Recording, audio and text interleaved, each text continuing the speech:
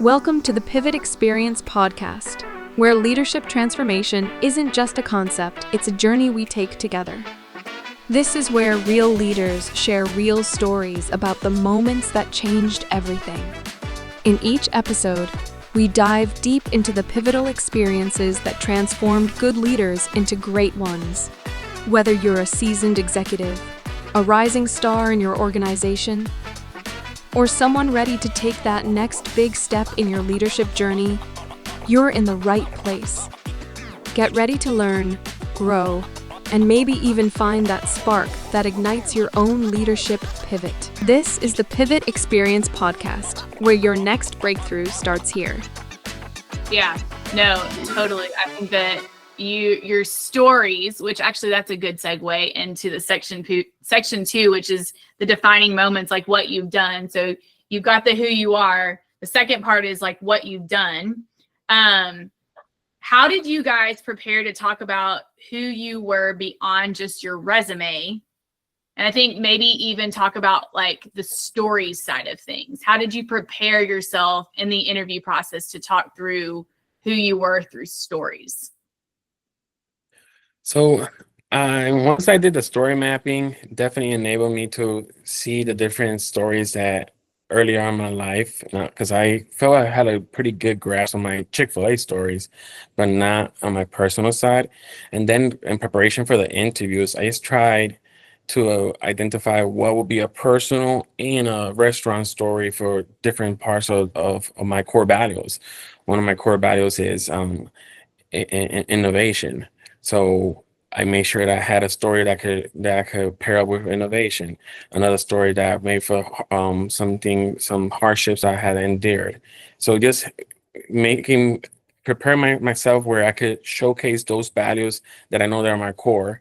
And just like Abraham just said, you want to be consistent on those answers where you're saying those core values in different answers during the interview process. You say it in your story, and then in the different questions, they're present again, just in different ways. Right. Yes, that's super important, is making sure that your value set, you have both a story that may be personal, but also a story that's professional. So for innovation, I remember your story, your main story, Joseph, was Carside Direct. Yes. So reality, as I've had a lot of stories that have been told to me over the last year, but I remember that story really well because Carside Direct was one of his stories during COVID, that he, built out a system to serve guests that would want to eat in the dining room. And so that would be something that you really want to highlight through innovation, is tell me a time that you've, innovated in your restaurant and what were the results from that? That was probably somewhere around that question that they asked you, and you were really ready to communicate that story. Mm-hmm. What about you, Camry? I didn't have nothing to add. I think Joseph. He killed that one? Yeah. He killed that one? Okay. Next one. How did you decide which past experiences to bring into the conversation? I'm going to echo what I just mentioned. Like, once you have established what are your core values and what is your why, you pair it up with that story mapping, and it's going to talk to you. These are the reason why I'm the type of leader. This is why when I'm shift leading in that lunch where this is why I react like this. So once you do that story mapping, it's going to everything's going to become more clear of who you are and why you make those decisions in a day-to-day. Does that make sense? Yeah, no, I think that totally makes sense. Alex. No, I just was going to say, I think it's really important, and I'm not trying to make this a gender thing or anything like that. You already mentioned earlier there were some stories that you might have suppressed in your mind, in your childhood, that really molded who you were. And I think this is not the first time I've heard this. I know there was a now operator used to work in our restaurant, that when he was going through the interview process, he mentioned that as he was doing the revelation, that there were things that he was getting emotional about his childhood that he just totally didn't even think about anymore. He didn't even acknowledge anymore. So I think it's very important to be in tune with your feelings. And I know, Javonna, you're obviously extracting those feelings out of them, but don't be afraid to to lean into that, because truly the way you tick, the way you're wired is most likely correlated to those things that you're trying to hide from, or you're ashamed of, or you don't want to talk about. So I think just really leaning into that piece of your story and your makeup is really going to justify and then illuminate why you do what you do. Yeah, and I talk to all my clients a lot about like strengths and weaknesses. Like, you know, what are the 2 to 3 things that you're really good at, and what are the 2 to 3 things that you're not good at, and how do you overcome the things that you're not good at? I shared a story, I think maybe with Owen this last week, I think I shared it with Nick as well. It was like, we had an event. We host these events in Houston. Actually partner with Alex Neff and Ashley. We do a lot of different stuff, but we host these events. We had over 50 Chick-fil-A's at our last one last week, and I think we had 75-ish leaders there. And I had somebody come up to me and they were like, man, this is so great. You really do a great job. And I was like, and I looked at her and I was like, no, I don't really do a great job at any of this. Like, the vision, like, I can barely draw a stick figure. You see the table decor on these tables? That is definitely did not come from somebody who can draw a stick figure. But then I started thinking about it, and that's leadership, right? Like, the things that you're not good at, it's okay to say that I cannot decorate a table for an event. Like, don't ask me to decorate a table, because it'll have a black tablecloth, probably some candy on it, maybe some mints, and like, yeah, that's about it, right? But when you find people around you, and that's what makes Chick-fil-A so great, is there's so many different people in the business that have so many different talents, and when you find great people and you actually show them that they bring such value, that's what makes things great. And so being able to say that, like, man, you know, a weakness that I have is this, but here's a way that I kind of overcome that. And you can talk about how you've led people who are really great in that area. And in LDP and TDP, you're going to need to be able to establish, look at somebody and be able to figure that out pretty quickly, because sometimes you come into a restaurant and it's like rough, and you don't have any leaders, and you don't have anyone to open, and you don't have anyone to close. And if you can't identify those strengths in those individuals, you're going to be working from open to close, and that's going to get really tiring. So I think that being able to know who you are, what strengths you can bring to the table, what weaknesses you also have, and how do you overcome those, being able to communicate that really well is really, really important. And I'll just to add to that, Javonna, I think when we talk about restaurant success and we talk about, you know, do we understand what made us successful, or do we accidentally get there, right? You know, a lot of times when we break a record and then I ask you, hey, how did we do that? I don't know, it just happened. You know, do you really understand how that happened, how that came about? And I think when you talk about you as the individual, the strengths that Javonna are highlighting, if you don't know how those things came about, how do you know how to nurture them? How do you know how to continue to add more fuel to those things that you're naturally gifted at? You know, I was talking to somebody who's been on the Lead Betters before, Brad McDonald. It's like it's the transition from talent to skill.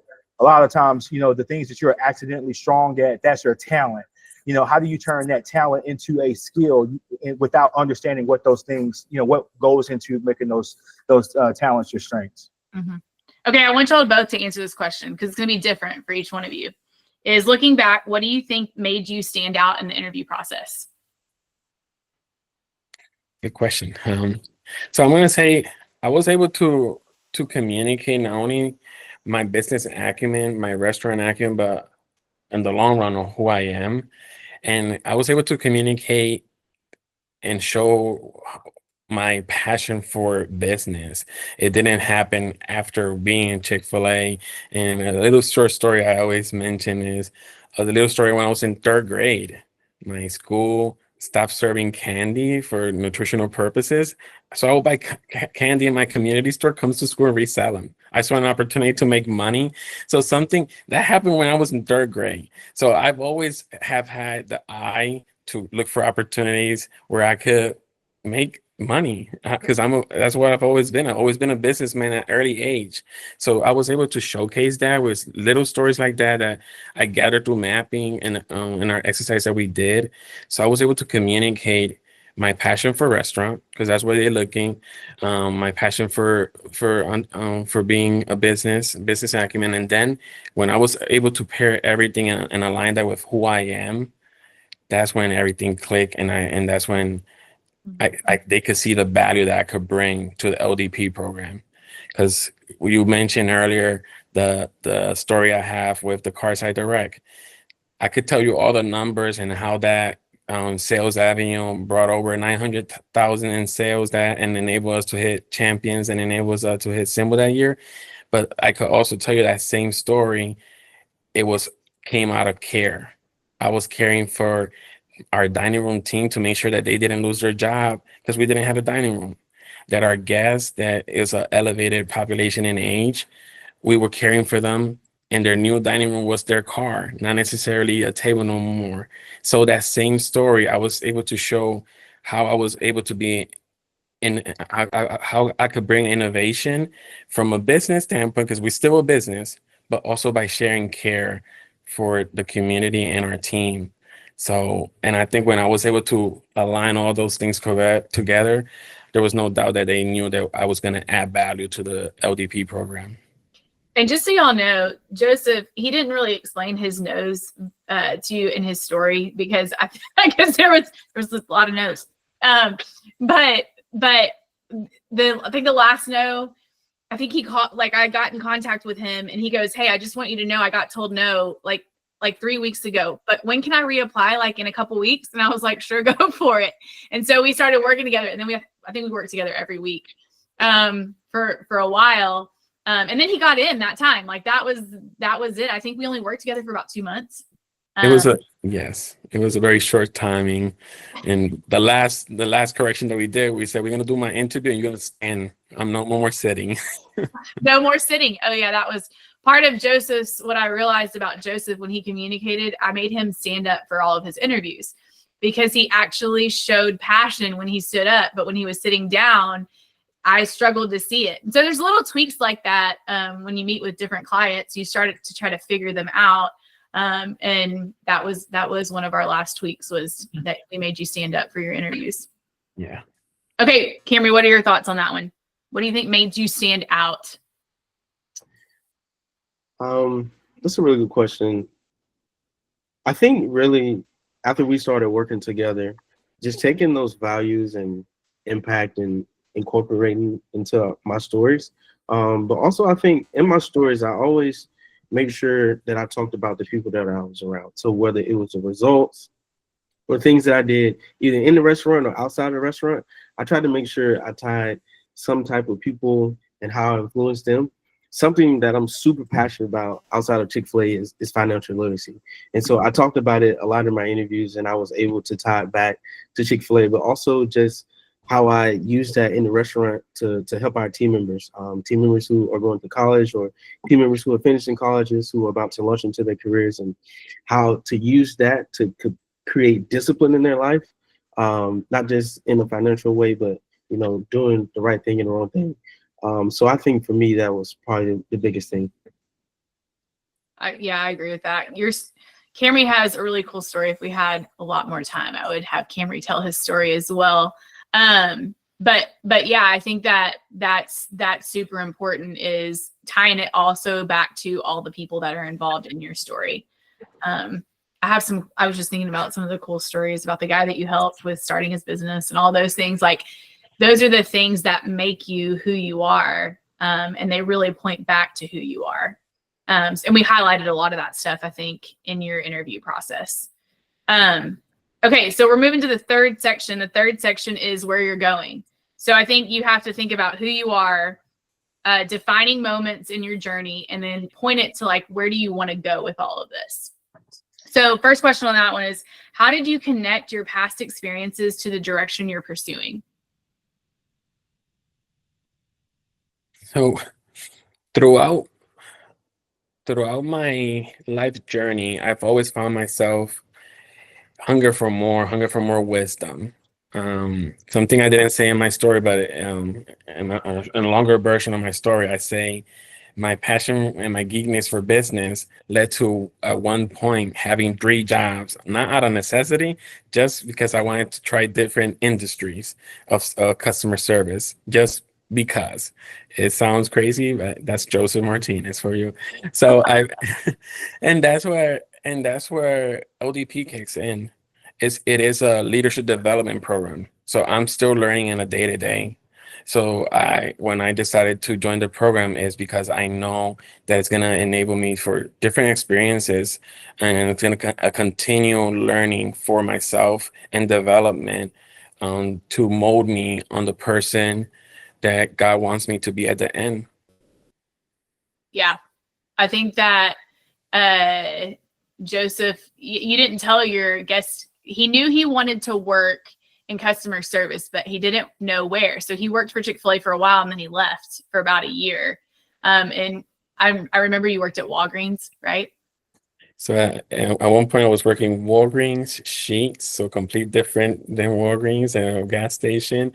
And I was working also in a customer service rep for insurance, all 3 at once. Yeah. To try to find his path to his entrepreneurial spirit, and he realized, I'm going back to Chick-fil-A. I got to go back to where I know it's happening. Yes. Cameron, do you have anything you wanted to add to that? No? Okay. How did you show that the LDP was the key step towards your bigger life goals?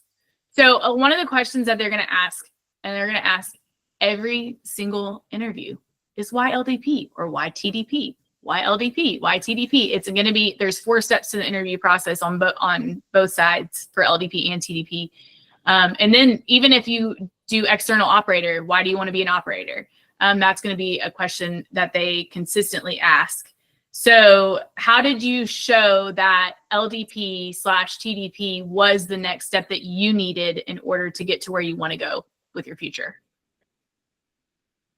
So for me, my goal was to be an operator in Puerto Rico. So I definitely thought of LDP, and it went based on just 3 simple stuff: network, experience, situations, and scenarios.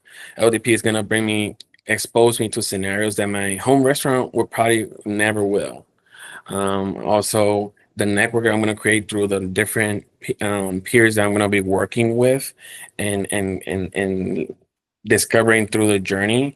All those tools, once I become an operator, is gonna prep me for the different scenarios I will have to overcome as an operator. And it's also gonna give me a network of people to connect and help me through those different obstacles. So that's why I chose the LDP route, and so far it's working perfectly in my favor. Why TDP for you, Cameron? Why did you want to go into TDP? I think just an opportunity and exposure to the business, the different side of the business, having worked in a restaurant for almost 9 years, and just having a different view and input on the business. And so a little bit about kind of the start of TDP now. So they've merged TDP and LDP together in the first month or 2. It's called readiness. It's just a fancy word for orientation. But helping build that bridge from the beginning. So we have a lot of potential future operators, as well as some people who want to be on staff. And so long term, how can we start to early on help build those relationships? So when conversations need to be had, it's not about what I can give or what I can take, but it's truly a relationship that's built on genuine love and care. And so for me, I felt being in TDP gave me a bigger opportunity to have an impact. And so whether that's with operators, their leaders, or people around the organization. And so I think just leveraging TDP and the resources that we have to be able to do that. All right, last question. What advice would you give someone who's still figuring out how to communicate their future goals and with clarity and authenticity? So what would you give all these people that are on this call? Like, what advice would you give? Sign Javonna. Simple as that. No. I think if you're in this part of the journey, it's because you have been successful yourself already. You already have your stories in the restaurant, no doubt. And now it's just trying to focus on who are you. Just like it was mentioned in the very beginning, just be yourself, be genuine, be authentic on who you are. Part of the things I struggle most in my journey was you interact with so many people when you go into this interview process, and you visualize them, and they're like perfect, and you're so imperfect, and I kept comparing myself, and like Giovanna always says, comparison is a thief of joy. I kept comparing myself, and when I was in these interviews, I was not being Joseph. I was trying to answer on how that other person would answer. And that's when I was not coming genuine. When I stopped doing that and I showcase who I am, I showcase that there's value in an imperfect person myself, and I cruise the rest of the way. So I definitely challenge it. Don't compare yourself. Be your own, do your own authentic self, and be happy with being imperfect. What do you think, Camry? Joseph, that was beautiful, by the way. I think I'm gonna go to that recording and I'm gonna just section that off and listen to it when I'm having a bad day. Oh my God. Yeah. I was second what Joseph said. Sign up with Javonna and TPE first and foremost. But I think, just really, really knowing what your why is. Chick-fil-A is a great company, but let's just say if they're not here next month or next year, like what it is that you're going to do. And so knowing your why is what's going to help you get through the hard days. It's going to help you get through those no's. Even if you get into LDP and become an operator, it's just going to prepare you to help you along your journey. And it's also going to keep you going. It's going to keep you motivated. So I would just say, know your why, and not just, want to become an operator and make $12 million. Like that's a great goal, but something that's going to help you get through those days is just going to help you stay motivated throughout your journey. Yeah, I love that too, Camry. I think that you, at the end of the day, your why is the most important thing. And if you can't answer your why through getting into LDP or TDP or becoming an operator, if you can't answer, if that doesn't help you leave that legacy, that thing that, when you're 80 years old, sitting on your front porch, that's how I always tell my clients. If you're 80 years old, sitting on your front porch and you're drinking your tea or your coffee or water, whatever it is you choose, what do you want people to remember about you? What do you want them to say? What impact did you want to have? Right? And once we kind of work through that, if getting into LDP, TDP, becoming an operator can't help you live that out, then this isn't the avenue for you. And I think at times, I've had clients that come in and it's this is their only thing. It's I've got to get into LDP. I've got to get into TDP. And I'm wait, let's strip that away. If there is no LDP, TDP operator, can you still live out your passion and your why? Okay, so this is one means to get there, right? So if you get told no on your first interview, your second interview, or whatever it is, if you know that this is what God's called you to, just keep at it. I've heard people with 5 no's, 6 no's, 7 no's, they just keep saying no. and that's okay. But at the end of the day, that doesn't define you as a leader, and that doesn't define the impact that you can have. And so my clients that do the best, and I'll say this because y'all are two of this, my clients that do the best, they realize that this is just the means to living out their why. It's just a means. That's all it is, right? Chick-fil-A at the end of the day is just a job. It really is. I always tell people that this is just a job, but it helps me live out my why. And so if you're not solid in that, then you're going to let the process define you. You're going to let the no define you, or the yes. But then at the end of the day, you have to go into the program. And if you're not solid in who you are, then when you get to the program, you're really going to struggle. So I love all of what y'all just said. That was so great. Okay, so now we'd love to field some questions. Anybody got any questions for either Joseph or Camry or myself? But you're gonna have to come off mute in order to do that. Anybody got questions? You can put it in the chat too if you don't want to ask it. Move my question. I mean, I guess I do have one question for the room. Maybe, for those who are looking to get into LDP, TDP, you guys are, Joseph, you're a few months in. Camry, you're how far along are you? A month or two in as well? A month. A month in. I guess what are some of those initial learnings? I know Blake is like 2 or 3 weeks in. He's he's just getting his feet wet. But like, what are some of the things that has surprised you about the program so far, in terms of your expectations and some of the things that you were looking to learn? So I'll go back to even how the TPE helped me even in my current assignment. Going into the program, I was like, okay, traveling, I moved from Puerto Rico. I started from scratch from West Virginia. I've done this. It's going to be easy, but it's not that easy. I'm traveling alone, and even though I did it already. When I did it, I moved with my brother. I still have family, and family is dearly for me.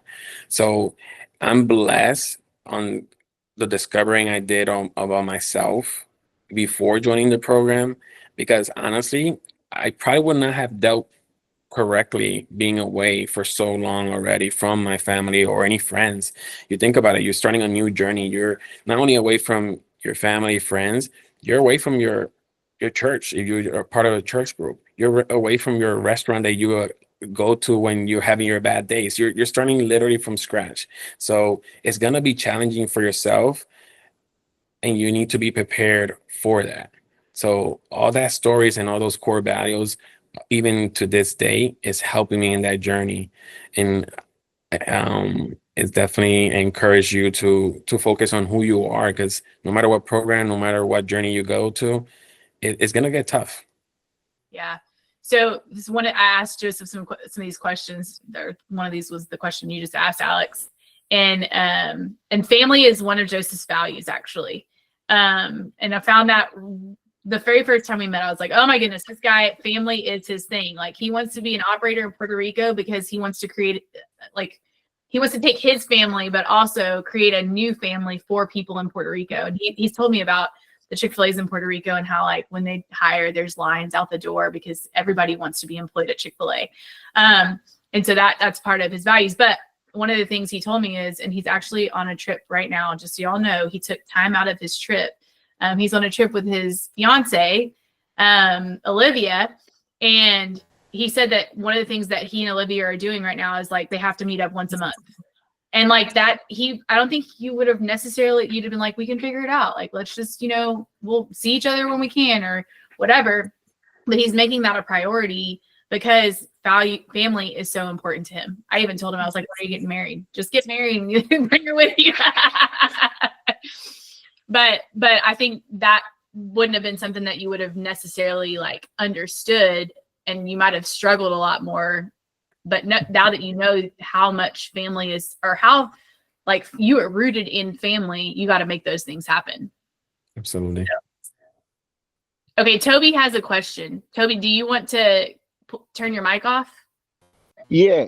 Thank you, guys. Thank you for this great section. I really appreciate it. So my name is Toby Akintola.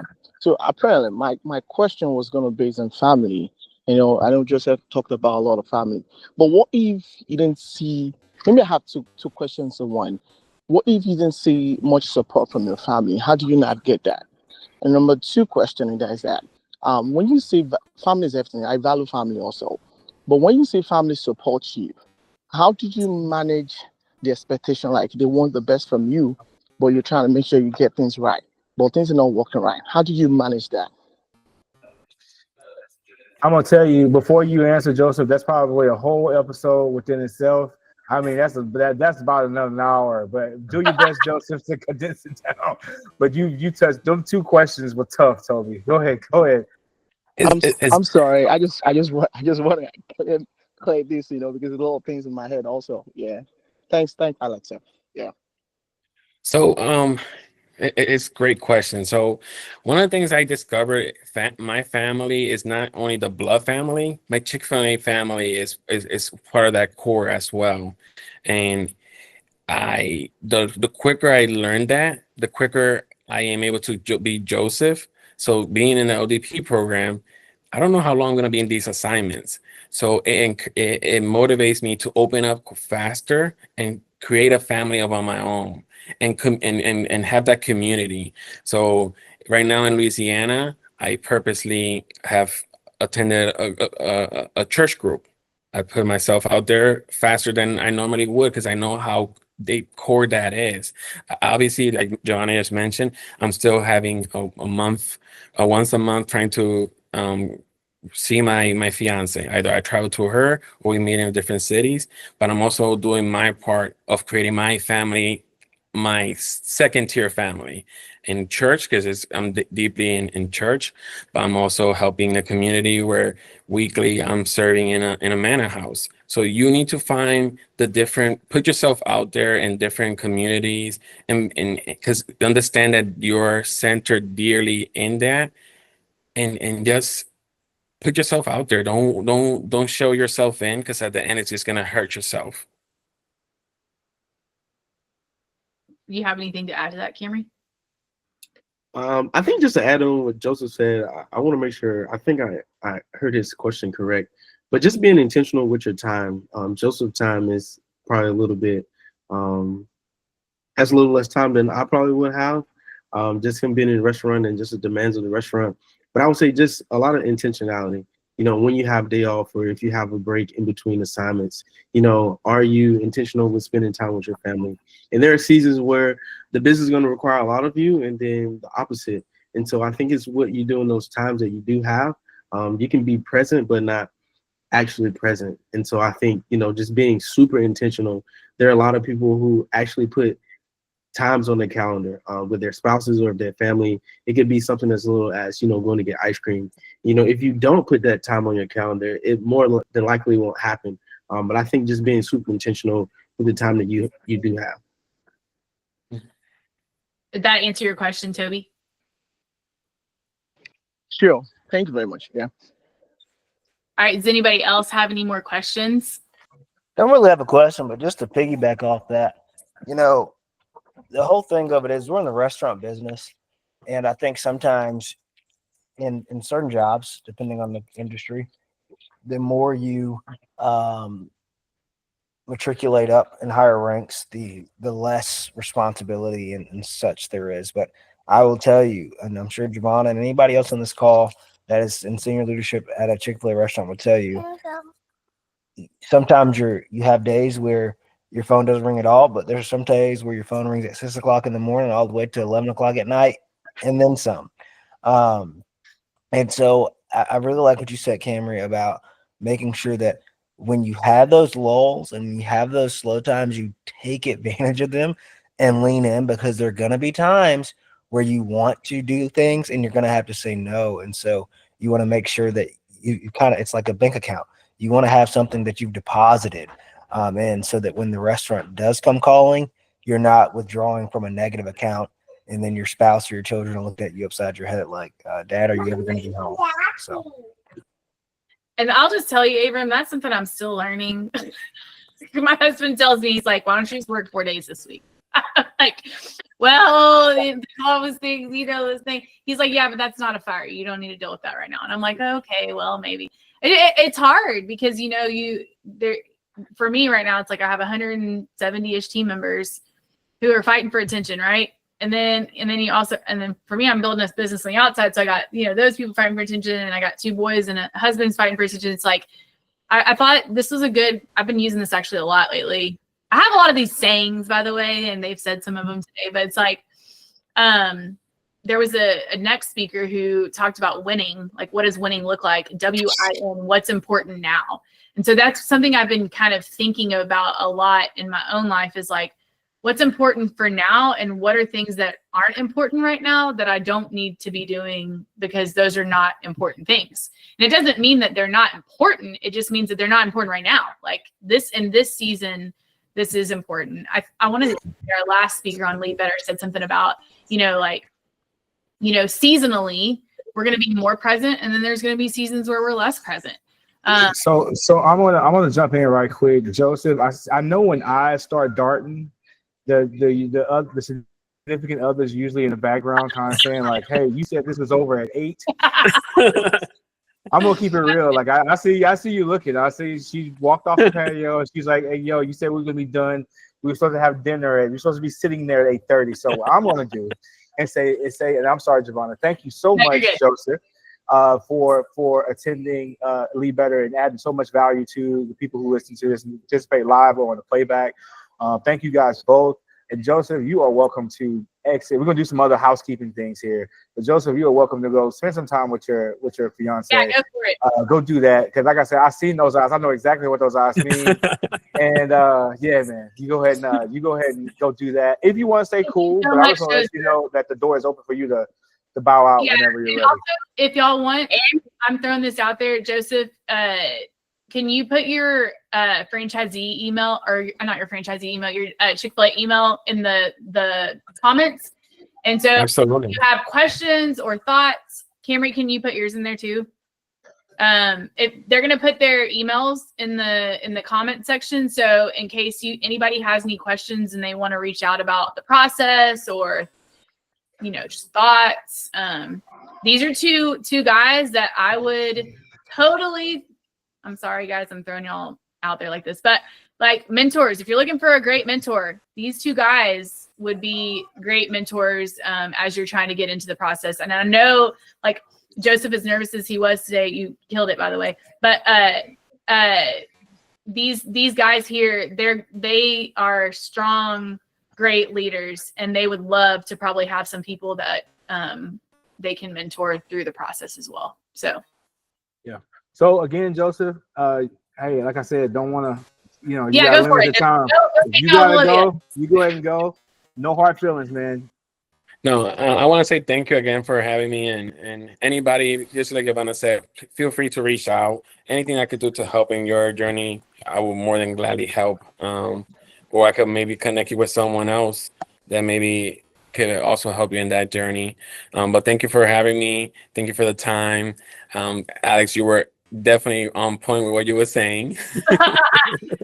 It is time for dinner. We're in New Orleans right now, so we're gonna go down and have some fun and get some dinner, get some Creole food. Even though dinner in New Orleans could be at 2 or 3 o'clock a.m., but that's a whole other conversation. You have a beautiful time, sir. Yeah, y'all. Thank you. Right. See you later. See you later, man. All right. Bye-bye. Yes. Goodbye. Hey guys, what's up? It's your friend, Pastor John R. Adolph from the Antioch Church in Beaumont, Texas. And I just want to slip this in right quick so you'll never forget. It's all about progress over perfection here at TPE. Tap into the Pivot Experience, where we help young, hungry entrepreneurs move on to the next step.